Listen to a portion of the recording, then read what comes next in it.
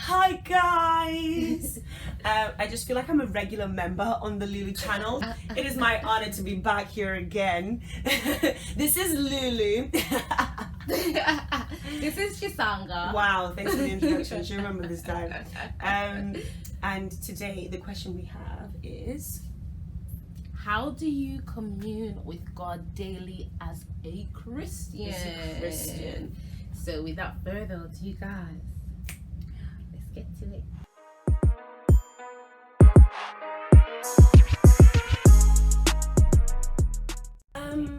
How do I commune with God? Do you know what? I'm so happy God knows me.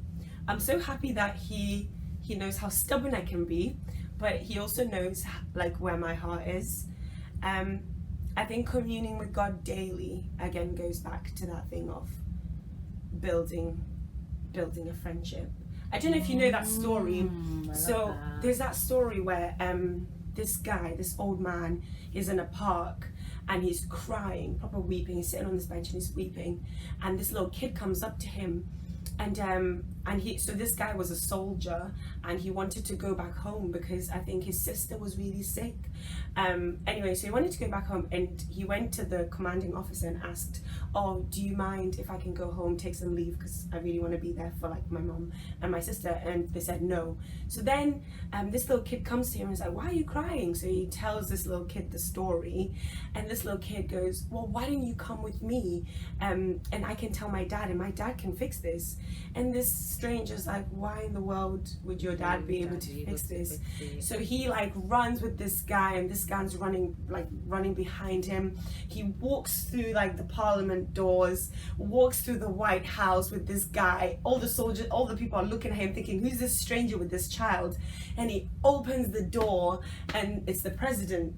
And he goes, "Dad, you have to hear the story of this man. He needs to go back home to his family."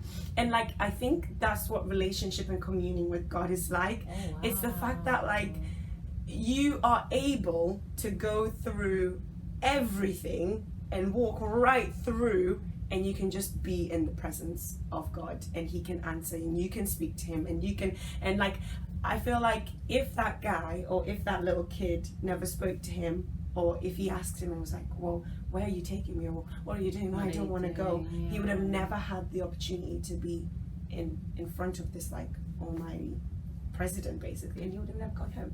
So I love that story. Friendship with God as well. I love that. So when you say the story, who would the child represent then? Would it be just like you and me, or would it be? I think the child is Jesus. Ooh. And Jesus is calling us and saying, "Come with me, let's walk through this journey together, let's walk through these trials together." Oh my gosh, I love that. And then obviously the president is God. Yeah. And then we are the man weeping. We are the one that has like questions. We're the ones with problems. We're the ones that have something that we need. That feels impossible as well. Exactly. You know? And Jesus takes our hand and He's like, "Well, why don't you come with me and I'll take you to my Father." We can like show you how can to actually do it. Yeah.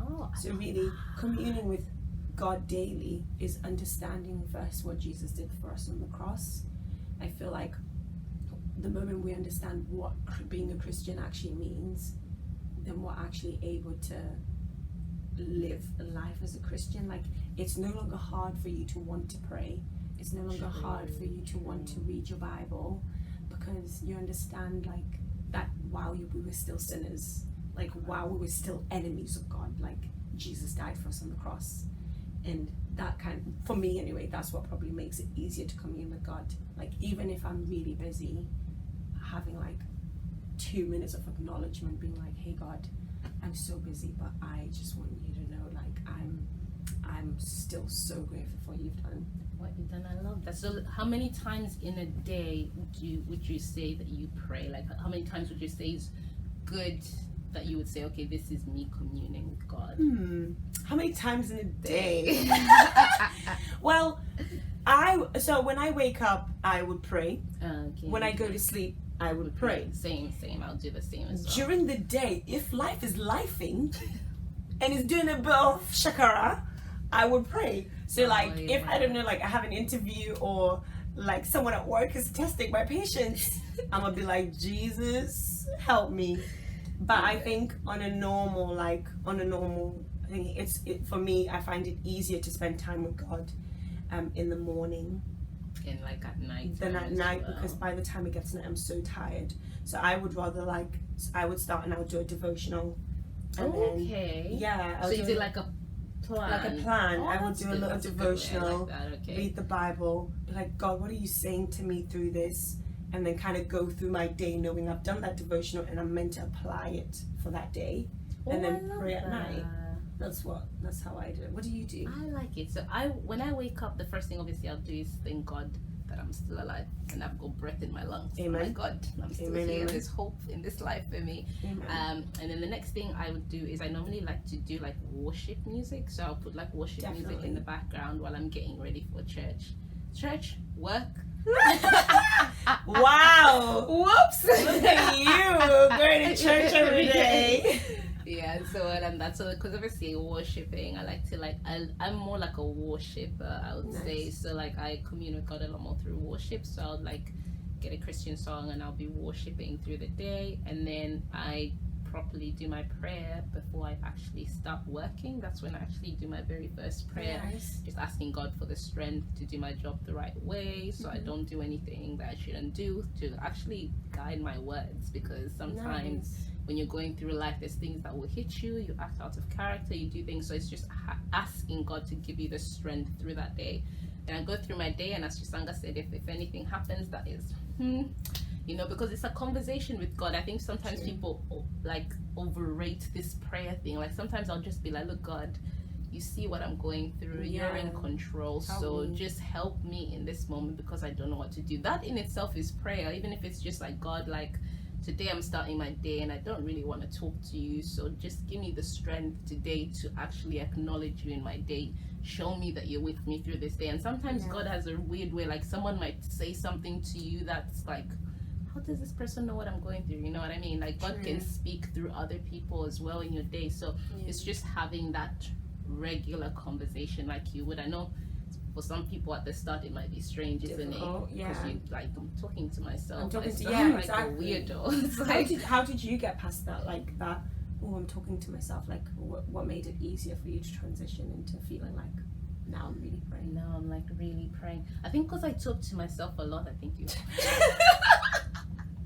guys, I know I have a really funny, I literally talk out loud. I think out loud. So I think for me, because I think out loud, it's easier. It was easier for me to actually be like, okay. And then I started now incorporating God in my thinking out loud. And then before I knew it, I'm like, oh my gosh, I pray to God so much, because in everything that I would think, I would actually acknowledge and put God and be like, God, what do you think about this? God, do you think I made the right choice? God, am I making, you know what I mean? So in that way, I started having that kind of vibe with God. But what about you? How did you get over that? I think the reason why me and Lulu get on is because we both think out loud. We both think out loud. I think we saw each other. We're like, are you talking to yourself? I'm talking to myself too. I think the same as well. I think like I got to a point where it was like, no, there's actually someone listening to what I'm saying. It's okay. There's someone listening to what I'm saying. Yeah, and it's like, even though I'm saying it out loud, God is hearing. And like the moment that kind of flicked in my head that like, no matter what I'm saying, it's also a prayer. Like it's also you, like me having a conversation with God. It made it so much easier for me to believe that God is hearing. Yeah, like He's right there.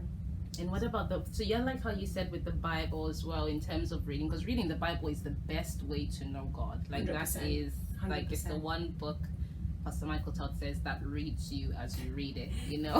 Like, so like I know it's hard. I did a separate video about different ways to read the Bible, but the devotional one is a very good one if you're struggling, because sometimes I found at the start with my relationship with God, where like I'll open the Bible and be like, God, like what do I even read? Where do I start? This is like, drop it and then just expect it. Just expect that, you know what I mean? Cool.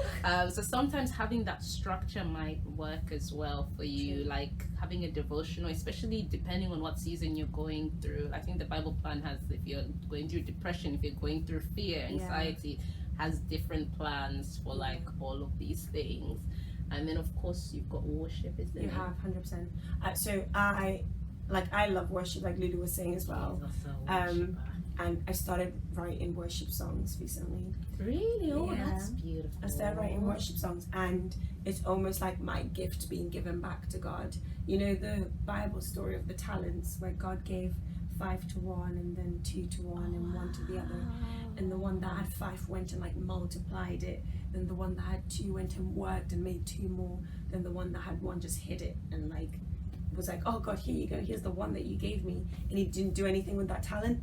And I think I felt quite convicted that like God has given me a voice, and I want to be able to use that voice to like glorify and bless him. So I think also worshiping God through your talent, like the talent that God has given you, that can be a way that you're communing with God, because in a way it's like, thank you so much that you've given me this talent, so I'm gonna give it back to you. Do you know what I mean? So yeah, guys, write that song, write that book, start that YouTube channel. See, like this in itself is communing with God, because you're having a conversation about the things of God. If you want to have a little group of friends as well, I think that's a really, really good one. I know you do quite a lot of that, isn't it, Chisanga? Yeah. You get a group of people where you talk about different things. If it's about purity, you can talk about purity. If it's about just learning how to pray, if it's just about the things that are happening in this world and wanting to have that group of people that you can talk about things with, I think that is the best thing, to be honest. And it would help build your communion with God, because you have people you can always talk about God with and acknowledge God in all that you do. Yeah.